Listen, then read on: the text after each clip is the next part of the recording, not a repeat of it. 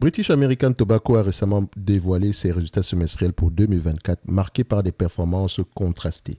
Face à ce constat mitigé, quelles sont les perspectives pour la fin de l'année ainsi que les prochaines? Explorons les points clés de cette publication. Alors, pourquoi BAT enregistre-t-il une baisse des ventes? Les revenus de BAT ont chuté de 9% par rapport à l'année précédente. Plusieurs facteurs expliquent cette baisse. Premièrement, le contexte économique mondial défavorable, donc l'inflation et la hausse des taux d'intérêt affectent le pouvoir d'achat des consommateurs. Deuxième point, les cessions d'activités en Russie et en Biélorussie, dont cette décision stratégique a réduit le chiffre d'affaires global. Et troisièmement, le déclin du marché du tabac traditionnel. Donc le tabac à chauffer, les combustibles, d'accord? La demande mondiale de cigarettes diminue progressivement, entraînant une baisse des volumes de produits combustibles. Quels sont les signaux positifs pour BAT? Alors, malgré ces défis, BAT peut s'appuyer sur la croissance de son segment des nouvelles catégories, comme je le mentionnais avec Altria, comme je le mentionnais également dans nos précédentes notes d'analyse sectorielles, notes d'analyse sectorielles que vous pouvez retrouver dans le service Top Premium Plus, présentement, qui n'est pas donc en description de la vidéo. Les produits tels que le vapotage, le tabac à chauffer et les produits oraux modernes connaissent une croissance de 7% des ventes au sein de BAT. Comment BAT prévoit-il de se redresser? Alors, BAT mise sur plusieurs axes pour redresser la barre. Premièrement, vous avez l'innovation. Le lancement de nouveaux produits comme le Vuse Alto dans le segment de nouvelles catégories devrait stimuler la demande. Deuxième point, la lutte contre le marché noir, comme je le mentionnais tantôt sur l'analyse d'Altria, parce que toutes ces entreprises-là se suivent. Je n'aurais pas tendance à répéter la même chose sur toutes les compagnies de tabac.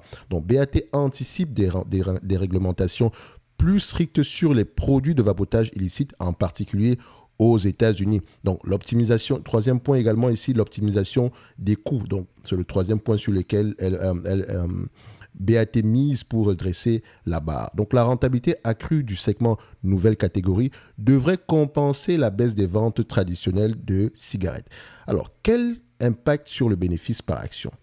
Le bénéfice par action a légèrement baissé au premier semestre, mais pour l'ensemble de l'année 2024, il devrait rester stable comparé à 2023. Cette stabilité sera assurée par des hausses de prix et l'amélioration de la rentabilité des nouvelles catégories malgré une baisse des ventes et des investissements plus importants.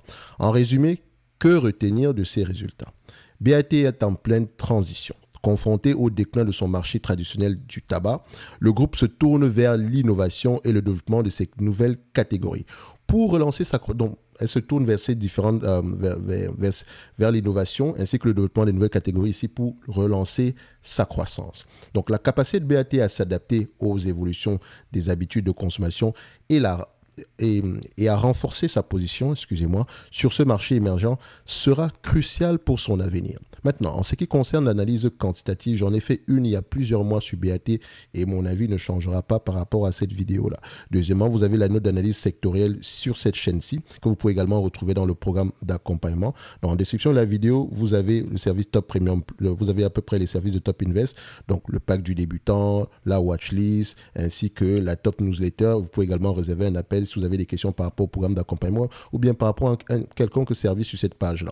Et pendant que vous serez en description de la vidéo, n'oubliez pas, si vous avez des questions spécifiques, vous pouvez également les envoyer sur le compte Instagram. Donc, en termes est-ce que c'est une entreprise qui mérite d'avoir une place dans notre watchlist?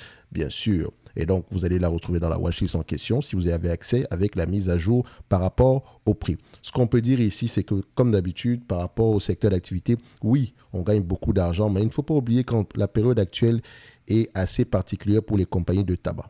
OK? Donc, c'est une lutte pour la survie. Même si ces chiffres-là sont beaux présentement, mais les volumes diminuent. À un moment donné, le consommateur ne pourra pas payer de plus en plus, d'accord? Donc, faites attention. Bref, ce n'est que mon avis. Le dividende en lui-même, il est safe également ici pour le moment. D'accord? Donc, ce n'est que mon avis et non un conseil d'investissement. Comme d'habitude, je me réserve le droit de me tromper. Et n'oubliez pas, lisez vos rapports financiers. Merci.